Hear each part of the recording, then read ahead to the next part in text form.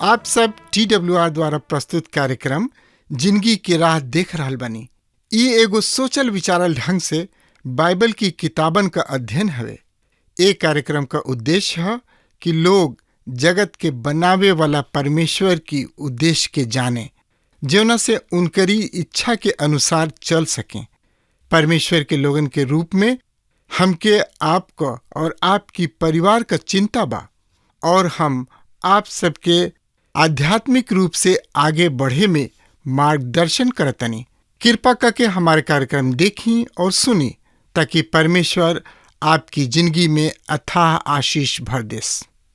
भाई बहन, यशायाह नबी के किताब 21वां अध्याय संकेत सब के अध्याय है।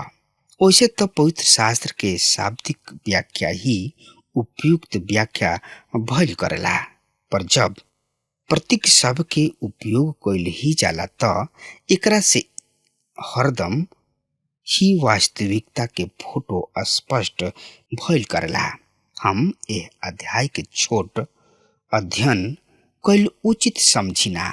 बेबीलोन के विरुद्ध भविष्यवाणी, जैसे नेगेब में बवंडर उठेला, वही तरी उ निर्जन प्रदेश से अंत कम्य देश से आ रहल बा। बेबीलोन खातिर एगो विचित्र फोटो खींचल गइल बा शब्द के द्वारा। ओकरा के कहल गइल बा समुद्र के मरुस्थल। बहुते विचित्र है ई अभिव्यक्ति। भला पानी भी कभी सूखल करेला? ओइसने आधुनिक वैज्ञानिक खातिर ई अद्भुत ना है। उन लोग के तो सूखल बर्फ और ठंडा से कबहू कबहू टकराए के ही पड़ेला। पहला पद एकर एगो बहुत ही बढ़िया व्याख्या है, पर एकरा में ना तो कोनो राष्ट्र के उल्लेख बा और ना कोनो एकरा में संकेत बा। हाँ, पद 9 तक पहुंच के राष्ट्र के है ई मालूम हो जाता। बेबीलोन के पतन हो गई। अतः अब ई कहल जा सकता कि यरूशलेम के समुद्र बेबीलोन ही है। एकरा पहले कि बेबीलोन एगो विश्व शक्ति बनित ओकरा के दंड घोषित हो चुकल रहे। ई हम पहले भी देख चुकल बानी। अध्याय 13 और 14 में पहला दंड घोषित कइल गइल रहे, जौन की बेबीलोन के विरुद्ध घोषित कइल गइल बा। बेबीलोन एगो आतंक प्रेरित करे वाला राष्ट्र बन गइल रहे। ई पवित्र शास्त्र में अनेक पक्ष सबके प्रतिनिधित्व यानी कि अगुवाई करत रहे। ऐसे ई अतिरिक्त दंड के घोषणा कइल जात रहे। बाबुल के मीनार के बनत हम परमेश्वर के विरुद्ध सबसे पहले संगठित उपयुक्त यानी कि संयुक्त विद्रोह के अवलोकन कइले रही। अब यहाँ उहे परमेश्वर के विरुद्ध आखिरी विद्रोह के भी स्थान हुई। एकर उल्लेख बा प्रकाशित वाक्य की किताब 1 से 18 में, अध्याय 17 में धार्मिक बेबीलोन और अध्याय 18 में वाणिज्य व्यापारिक बेबीलोन। इस समुद्र के मरुस्थल भी एगो विरोधी भाषी अभिव्यक्ति है। बेबीलोन फरात नदी के निकट मरुस्थल से घेराइल एगो नगर रहे। नहर सब के माध्यम से एकरा आवश्यक पानी के आपूर्ति कइल जात रहे। ऐसे यिर्मयाह नबी एकर उल्लेख एह तरी से कइले रहन, तोहनी लोग जौन की अनेकानेक जलधारा के नजदीक रहताड़ लोग। समुद्र और मरुस्थल एगो बहुत ही विचित्र समीक्षण है। यह समीक्षण यूहन्ना अपन ग्रंथ प्रकाशन में देखले बाणे। समुद्र और मरुस्थल अध्याय 13 के 3 पद उ एकरा के आत्मा में निर्जन प्रदेश के ओर ले गइलन। वहाँ हम एगो मेहरारू के लोहित रंग के जानवर पर बैठल देखनी। उ जानवर परमेश्वर के प्रति निंदापूर्ण नाम से भरल रहे और ओकर 7 गो कपार और 10 गो सींग रहे। पद 1, एने आओ, हम ओकरा के देखाई कि ओ बेसिया के का दंड मिली जौन की समुद्र पर बैठल बिया। यूहन्ना मरुस्थल में अपार जल राशि के देखले रहन। ई दू पद प्रतीकात्मक ह, पर एकर विषय एक ही है। बेबीलोन अपन वैभव, सौंदर्य और मूर्ति पूजा में सर्वोच्च आदर्श होखला के कारण मरुभूमि में एगो मिर्ची के तरी है।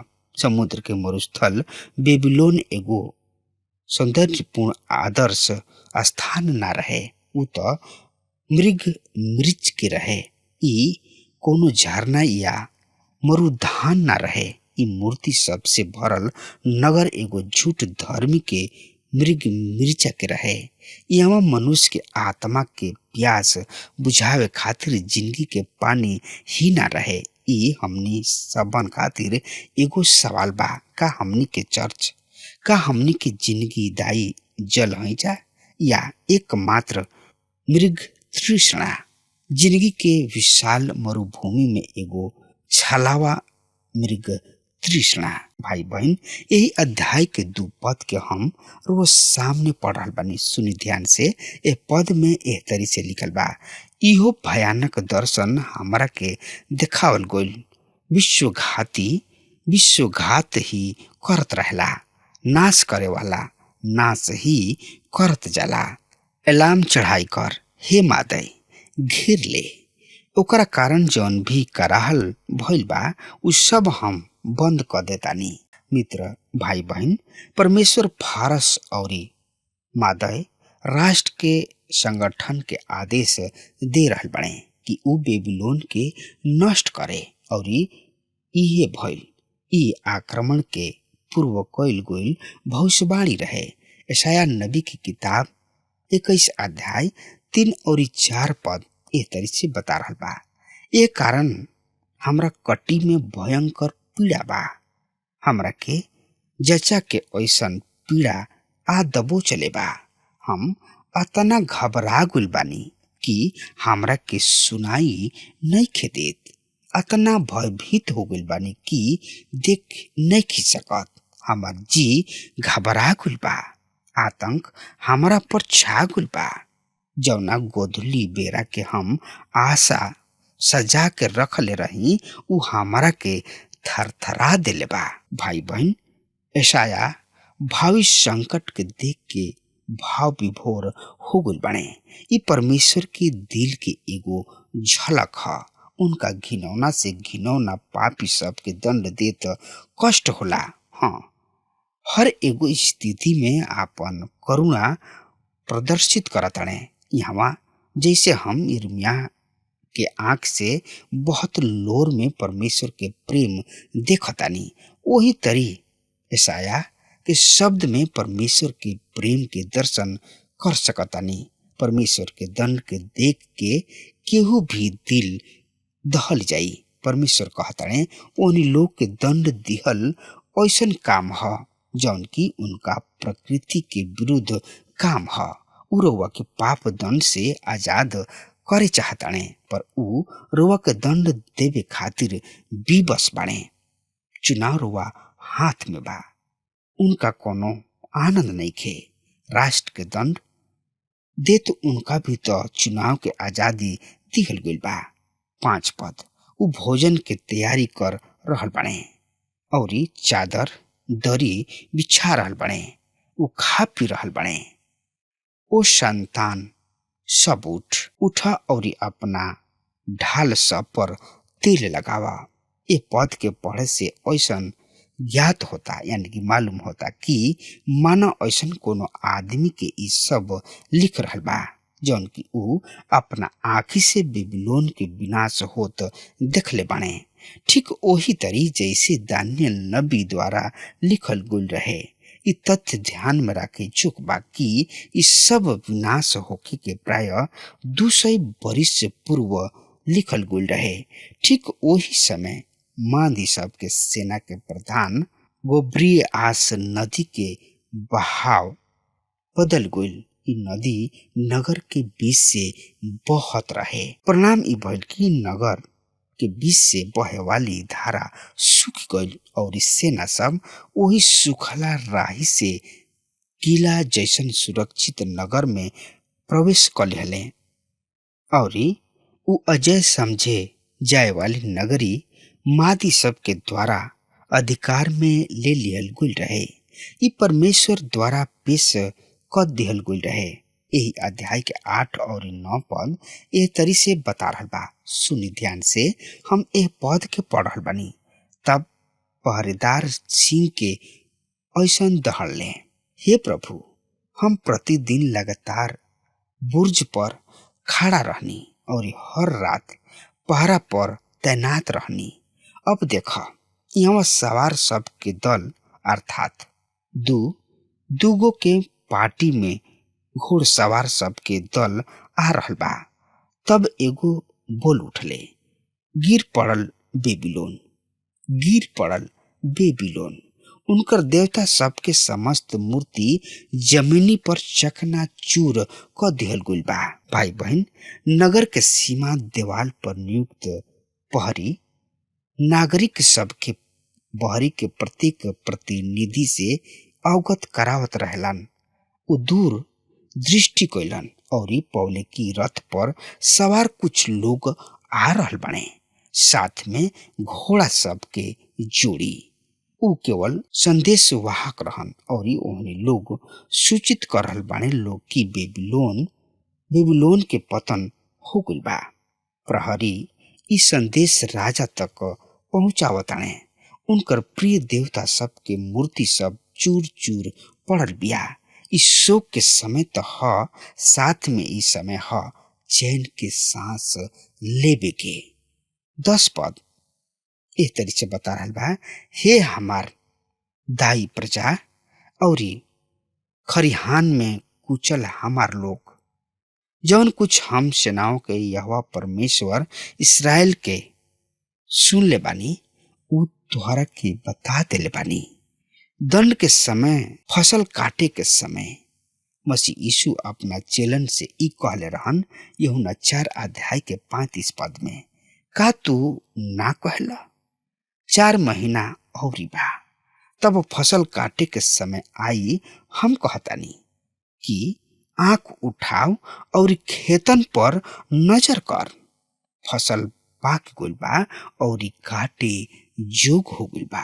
ई शब्द हमार प्रभु यीशु मसीह ओ समय कहले रहन जब पुराना नियम के व्यवस्था एवं विधान संहिता के युग के अंत होत रहे, जब वो इस्राएल पर दंड आवत रहे, जन की 1500 बरिस से ए व्यवस्था ग्रंथ के रूप अधिकार में रखले रहन। कटनी के समय दंड न्याय के समय की ओर संकेत करता। श्रोता मित्र भाई बहन, आई अब विचार करी जा एदोम के बोझ के विषय। यही अध्याय के 11 पद ए तरी से बता रहल बा, एदोम के विषय भविष्यवाणी। शेर से केहू हमरा के पुकार रहल बा, हे पहरुआ, रात कतना बीत गइल बा। एदोम देश में सन्नाटा छौले बा, मृत्यु के सन्नाटा। शेर के अर्थ सुर दूरा, बाल बाली दे, यानी कि बार वाला दे। एसाव ऐसन पहला आदमी रहन, यानी कि उनका देही में बहुते घन बार रहे। शेर के अर्थ होला तूफान। ए स्थान पर तूफान उठत रहे। एदोम के दूसरा नाम है दूमा, जौन की शाब्दिक अर्थ है मौन, मुक्त, यानी कि चुपचाप। शेर के अर्थ तूफान, शांति और तूफान कैसन फोटो खींचल जा रहल बा। ई शब्द एदोम देश एकरा में शामिल हो गइल। शांति और तूफान के देश के द्वारा दुहाली इस सवाल पूछल गइल, ओ पहरी, कतना रात बीत गइल बा और कतना रात बाकी बा। अर्थात हमनी के कब परमेश्वर के महिमा के देख सकब जा, कब वो स्वस्थ प्रदान करे वाला धार्मिकता के सूर्य उदय हुई। मित्र 12 पद के हम वो सामने पढ़े जा रहा बनी। ए पद में एह तरी से लिखल बा, पहरा देवे वाला कहताने, सुबह तो होला पर रात भी आई, यदि तू पूछे चाहता तब पूछा, फिर लौट के अइहा। मित्र, यहाँ दोनों ही के आगमन के उल्लेख बा। राति के भोर के ऊ जौन की कुछ लोगन खातिर आनंददायक क्षण हुई, परमेश्वर के महिमा के दर्शन करे के। दूसरा सबके खातिर न्याय के दंड के शुरू हुई, जौन की परमेश्वर के लोगन खातिर ज्योति ह। उहे अधोमी सबके खातिर रात। उ लोग जौन की शरीर के अभिलाषा पूरा करे में लागल बाणे, जौन की परमेश्वर के परित्याग क दिहले, राति में फसल बाणे। आई अब देखल जाओ अरब खातिर कवन ऐसन दंड निश्चित कइल गइल बा। अरब देश के विरुद्ध भविष्यवाणी, हे तदानी कारवा, तोहरा के अरब के धन झाड़ी सब में रात बितावे के होई। मित्र, अरब तो स्पष्ट ही बा, ई एगो देश के नाम ह, पर यहाँ भी एकर दूगो अर्थ ह। अक्षर शब्द के फिर बहल से थोड़ा एकर औरी भी बदल गइल बा। अतः एकर एगो औरी अर्थ बा, सांझी के बेरा। इब्रानी भाषा व्यंजन सबके भाषा ह। एकरा में स्वर ना भइल करला। स्वर केवल कुछ संकेत सबसे व्यक्त कइल गइल बा। कुछ एकर खास जानकार एकरा में स्वर चिन्ह बना के जोड़ले बाणे कि एकरा के ठीक ठाक से पढ़ल जा सके। ए पद में आशय बहुत ही स्पष्ट बा। अरब देश के इतिहास में संध्या काल आगुल बा, जैसे उन्हीं लोग ई सोच बैठल रहन, समय ओकरो से भी आगे निकल चुकल बा। अरब देश इस्माइल कुल खानदान के देश ह।